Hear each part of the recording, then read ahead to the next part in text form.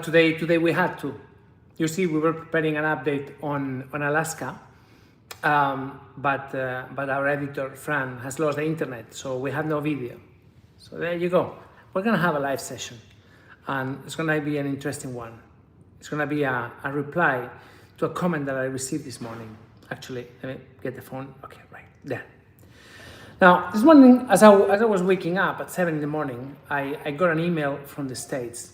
Really nice lady. Okay, I'm not gonna give names because this is just for the sake of conversation and reflection. But I think it was interesting. She wrote to me. She tells me that for many years, decades actually, she has been involved in trap, neuter, and return. She's 81 years old. She's been out there on the trenches, helping stray animals, feral cats. You know the type of work that she does.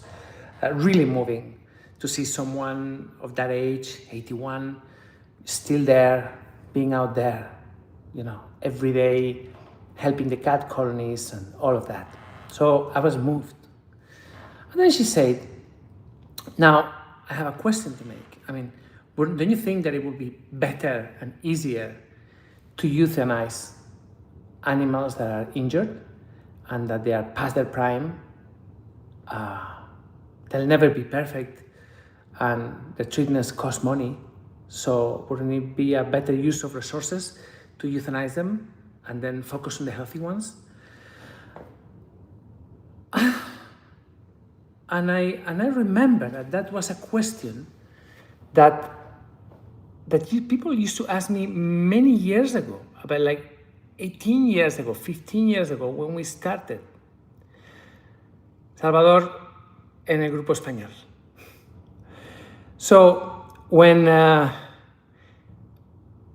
we started, we were new, and there were very few people focused on the kind of cases that we take. There are still very few. Many people were saying, this is such a waste. These animals, I mean, what's the point? What's the point of helping an injured animal? And you see, the thing is that question by itself, it gives you the answer. So when somebody asks me this question, I just repeat the question to them. And so what is the point of helping an injured animal? And then immediately people realize, it doesn't make, you see? So people that make these comments, usually they tend to think that better use of resources, like if resources were available to dedicate to one thing or to another. The fact is that there are no such resources. They are there only because we ask for help for a particular mission, for a particular case. It can be neuter and return, it can be rescuing an injured animal, it can be something else, a journey, it can be something, okay? So that's why fundraising is so important, but the money is not there. There's people tend to think that, well, better use of resources. But most of all, what really hurt me was that comment, that these animals are past their prime, they are not perfect, they are sick. So what's the point? Well, because they're sick, because they're suffering, and because the answer to suffering cannot be killing. Just the first knee-jerk decision cannot be to euthanize an animal before even trying, before giving him proper vet treatment. What are veterinarians out there for? They are just there for that, to treat animals. So, I don't know, I found it, in a way, I mean, I understand where this lady is coming from. I do. Years of effort, and it's a very ungrateful effort. It's a lot of, you see a lot of suffering and a lot of kitties injured and a lot of kitties that don't make it because they run over by cars and then nasty people do nasty things to them. In the end, these people become hard and become hardened, bitter. This cannot be the way we look at this. That's why sometimes people write to me and say, look, I don't look at your videos because they make me suffer. Don't focus on that. Focus on the fact that we're going to save that animal. We are going to save him, or at least we're going to do our best. And then if he makes it, we're going to be so happy. If he doesn't, but we tried. We tried. Just yesterday, I told you about Alaska. Alaska is Magic's sister. Magic was rescued last week with both eyes were exploded. Magic is going to be blind. He's already blind. Okay? But he's going to have a life. Just because someone is blind, you don't kill him. I mean, when you tell these people, well, but, I mean, if we euthanize all humans past their prime, well, I'll be euthanized. I'm 55. I'm past my prime, and I don't want to be euthanized by anybody. Or, I mean, I understand it in the case of, suffering that cannot be dealt with. We euthanize animals, but only when we have reached the point of no return, when the suffering is too great and nothing can be done medically and nothing can be done to improve their quality of life. And I'm not gonna leave an animal suffering for a week or an hour. Just for what? To extend suffering? No. But if you follow a route, a purpose, a goal, which is save the animal, and as long as this becomes within the realms of possibilities, why not? Why should we stop? Last resort, Anthony, exactly.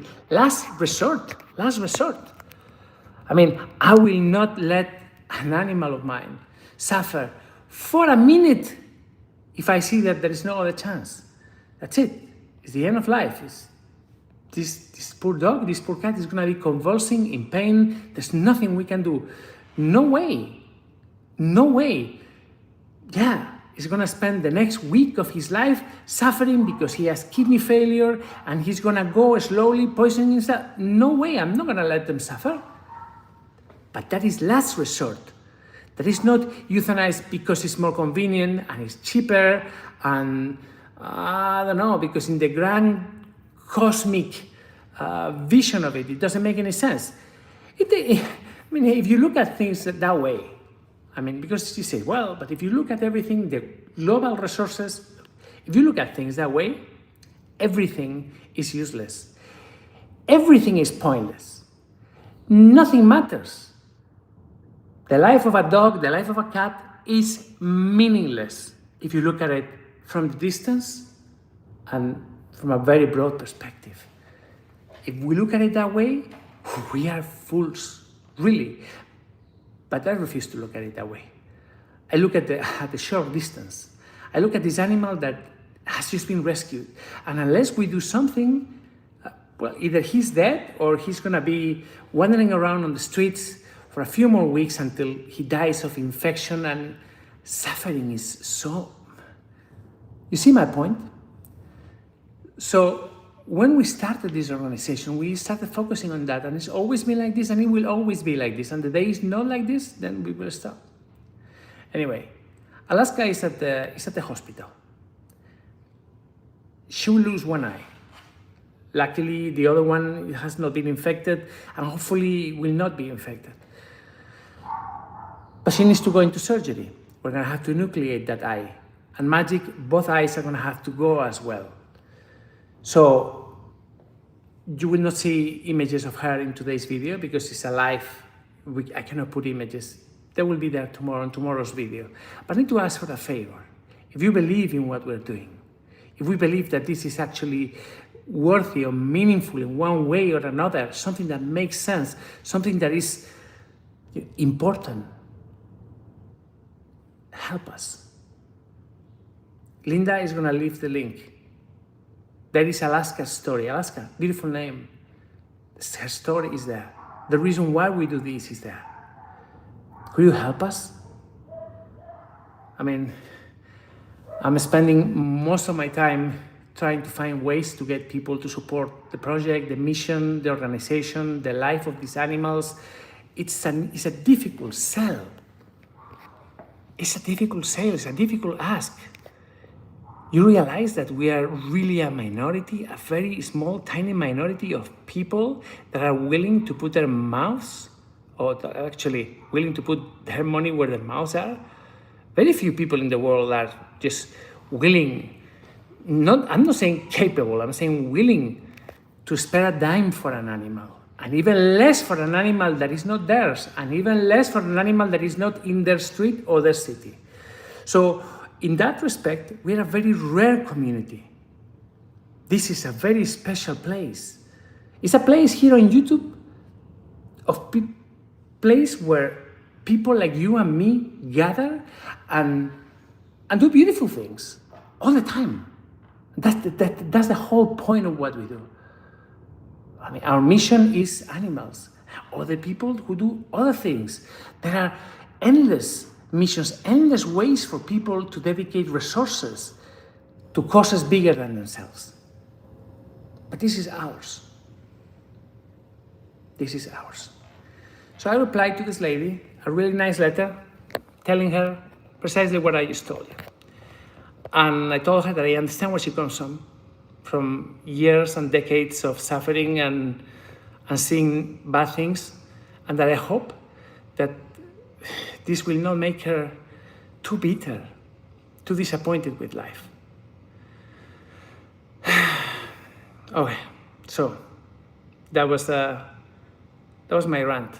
And I think that's why it's important. I just needed to say this.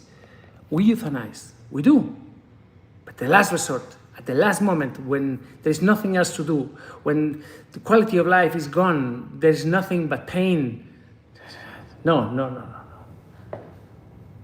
You see, but not because before trying, or not because it's too expensive, or not because what's the point? If I thought what's the point, I would resign, and somebody wants to come and take over, do, you know? I haven't reached that point yet, and I don't think I ever will.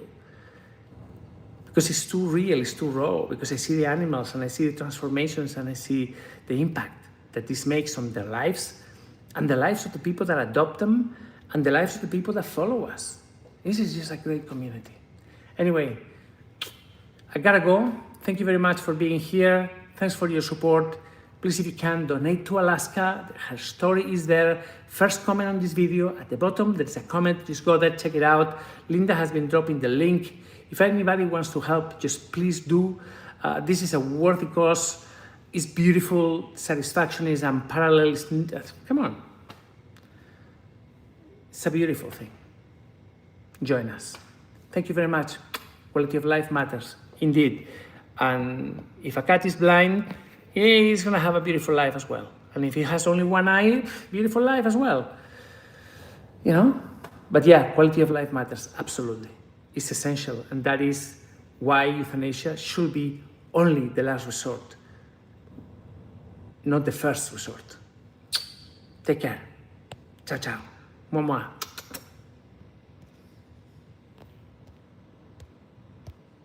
Now, let's see. Where's the button? Where is the button? Okay, here it is.